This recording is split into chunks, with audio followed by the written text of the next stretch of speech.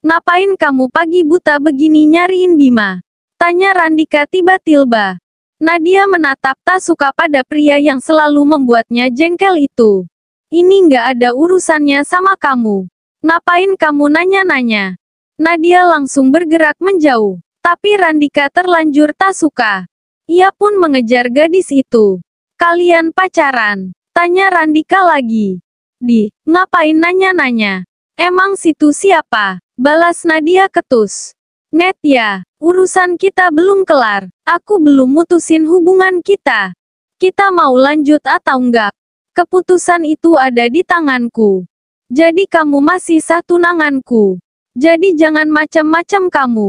Ancam Randika kesal. Enak aja. Kamu sudah menjalin hubungan dengan yang lain. Berarti aku sudah bebas dong. Enak aja. Jangan egois bos. Balas Nadia kesal. Laki-laki boleh poligami, wanita tidak. Jadi aku bebas. Istri pertamaku pokoknya kamu. Jawab Randika asal. Kamu pikir aku sudi di madu? Sudi nggak sudi. Kamu harus tetap terima. Bukankah keluargamu sudah menerimaku kemarin? Apa kamu nggak dengar? Kapanpun aku siap meminangmu. Mereka akan dengan senang hati mempersiapkan semuanya untuk kita. Randika tersenyum licik. Itu karena mereka nggak tahu kalau kamu di sini mendua. Balas Nadia. Oke, kita lihat nanti. Siapa yang bakalan aku pilih jadi istriku. Tapi aku nggak izinkan kamu pacaran dengan dokter bodoh itu. Larang Randika. Nih orang nggak punya kaca kali ya. Kalau dia udah dokter berarti pinter. Situ kali yang on. Nadia menatap kesal mengambil ancang-ancang berusaha menghindar. Mau kemana kamu? Debat kita belum selesai Nadia.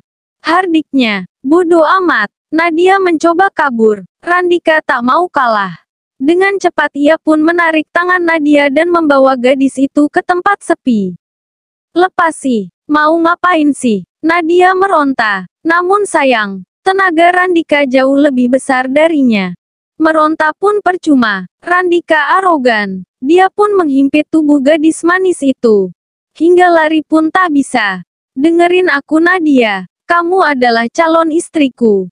Orang tua kita sudah menyepakatinya. Aku nggak terima alasan apapun. Kamu nggak boleh menyangkal itu. Apalagi kalau sampai kamu berani menjalin hubungan dengan pria lain selain aku. Awas saja kalau kamu sampai berani. Petik 2. Ancam Randika lagi. Awas sih, aku nggak peduli. Nadia mendorong keras dada Randika.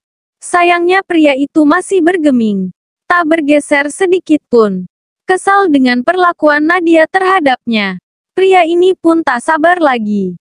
Dengan penuh amarah ia pun langsung mencium paksa Nadia. Membungkam bibir wanita itu agar ia tak berani berbuat macam-macam lagi. Tak peduli gadis itu meronta. Tak peduli gadis itu marah.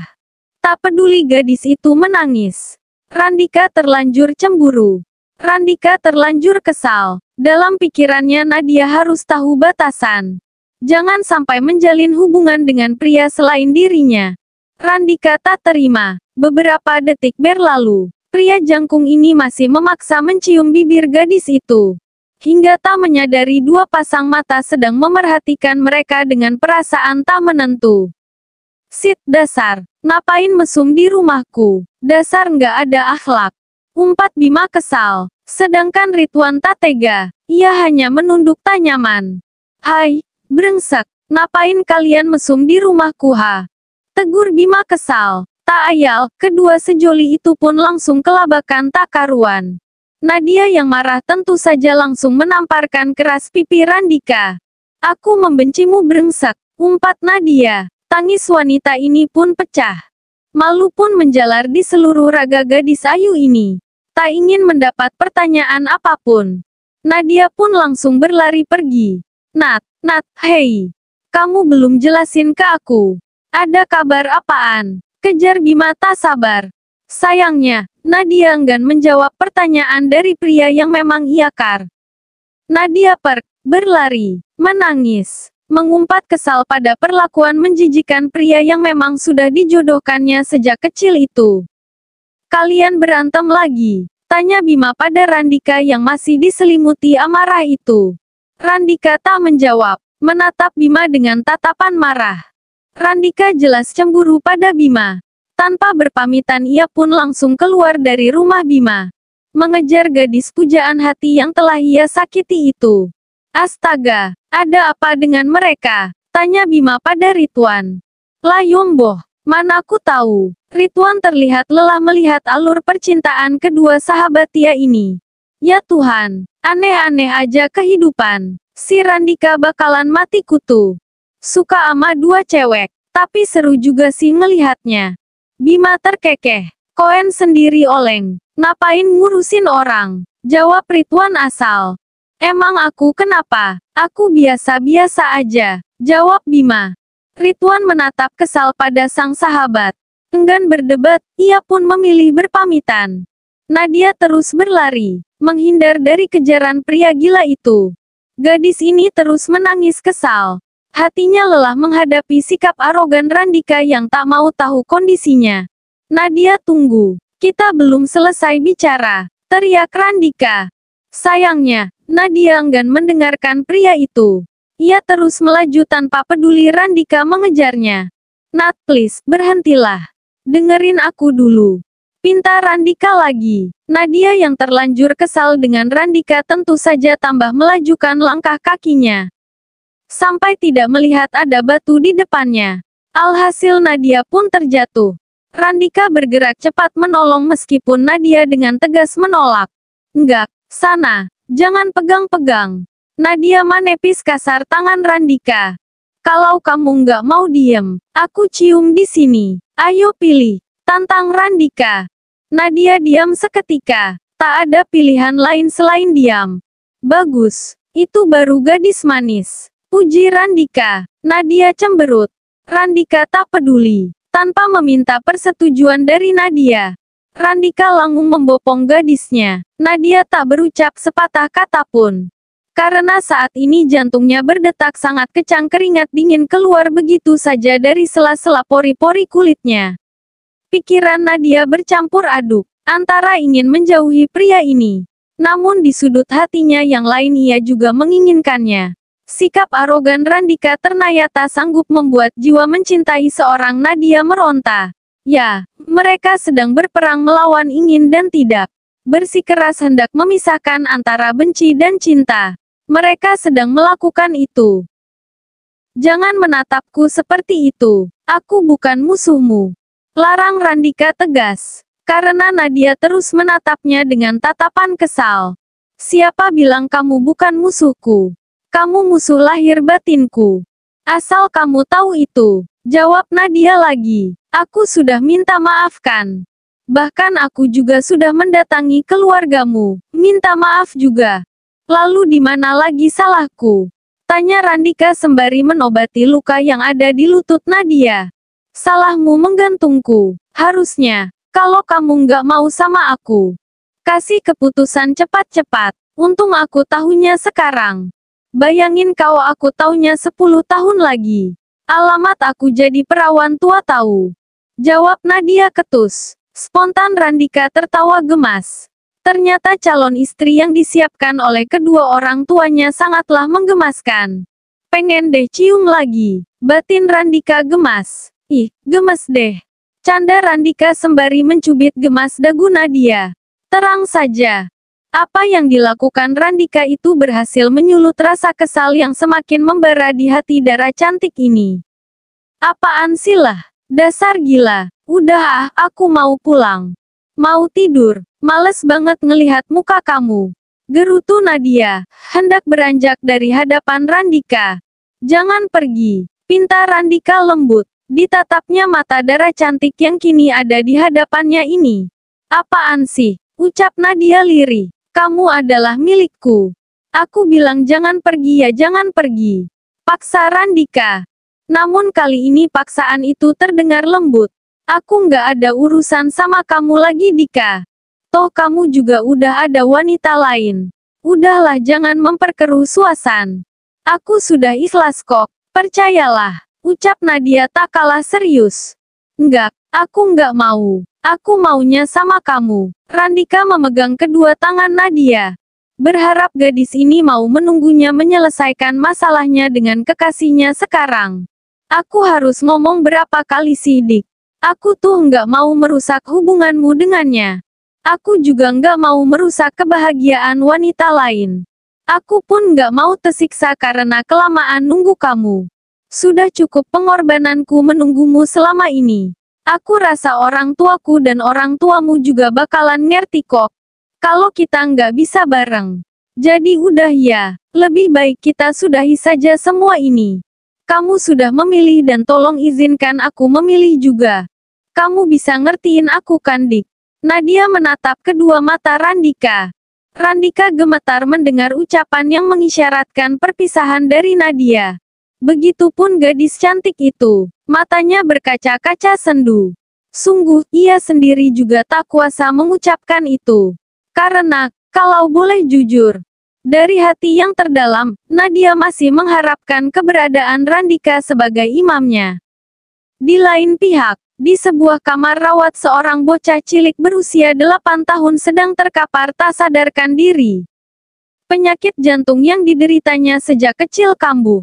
Operasi yang seharusnya ia jalani gagal. Karena kondisi fisiknya tidak memungkinkan untuknya berperang di meja operasi. Dokter yang menangani dan juga pihak rumah sakit sudah menjelaskan pada wali bocah tersebut. Namun sang wali tidak terima. Malah menuduh dokter yang menangani anaknya itu melakukan malpraktik. Di mana wali anak itu sus? Tanya dokter yang menangani bocah tersebut. Ia terlihat geram, merasa difitnah. Beliau ada di dalam ruangan putranya, Dok. Tapi saya curiga, wanita modis itu bukan orang tua kandungnya. Masih sangat muda sekali. Masih cantik sekali, Dok. Jawab suster yang biasa membantu dokter tampan tuh. Coba lihat data anak itu. Pinta Bima, dokter yang menangani anak tersebut. Sang suster pun memberikan data anak tersebut kepada Bima.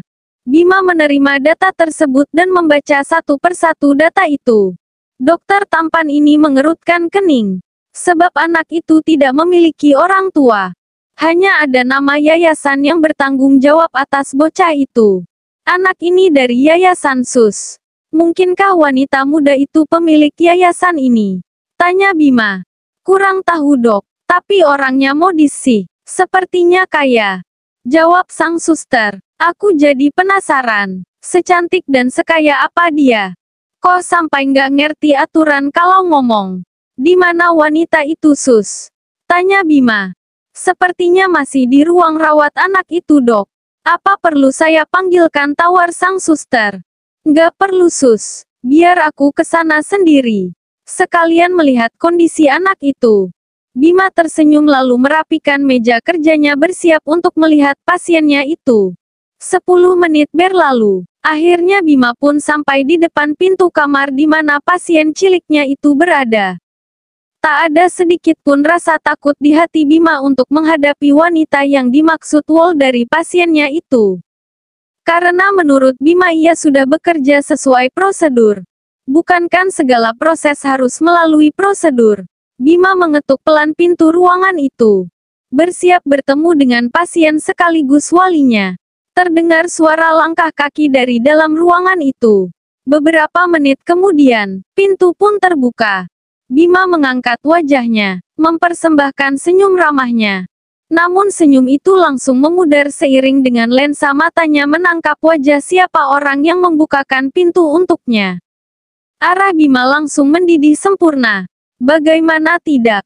Seseorang yang membukakan pintu untuknya adalah wanita itu. Wanita yang membuatnya merindu sekaligus membenci. Wanita yang beberapa hari ini sukses membuat jiwanya tak menentu. Ngapain kamu di sini? Tanya Bima pada Vita. Ya, wanita yang membukakan pintu untuknya adalah Vita. Istrinya, istri sahnya, istri yang ditolak oleh mulutnya namun dinantikan oleh hatinya. Oh, jadi kamu yang... Vita langsung ingin melabrak dokter yang merawat salah satu anak asuhnya ini. Jadi kamu yang apa? Ngomongnya jangan setengah-setengah. Jawab dulu pertanyaanku. Kamu ngapain di sini? Cecar Bima. Masih dengan tatapan kesal. Nggak ngapa-ngapain. Aku diminta sama bosku buat nemenin anak asuhnya. Salahkah? Tanya Vita asal. Bima menatap tajam ke arah istri cantiknya itu. Lalu ia pun berusaha menyadarkan hatinya sendiri agar jangan sampai terpancing rasa yang ada. Oh, awas minggir, aku mau lihat pasienku. Pinta Bima ketus. Tak punya pilihan lain. Akhirnya Vita pun mengizinkan pria menjengkelkan itu masuk ke dalam ruangan di mana salah satu anak asuhnya dirawat.